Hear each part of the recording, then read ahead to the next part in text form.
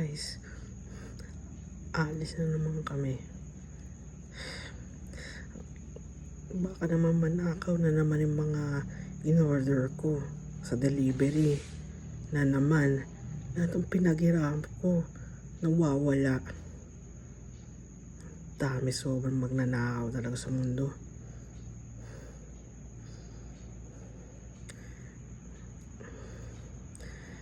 New generation na magnanakaw na ngayon. Grabe. Grabe, lahat kinukuha na yung items ko. Kahit bayad na, hindi na mababalik pag na-refund ko pa yun. Hindi na mababalik yung pera ko pag na-refund yung nawawala kong item na in-order ko sa Shopee, Lazada, TikTok. Malungkot na naman ako. Aalis na naman kami.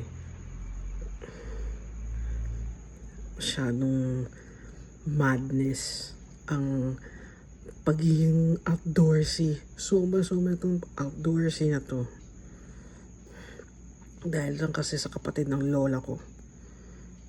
Laging pumupunta dito para humingi ng pera.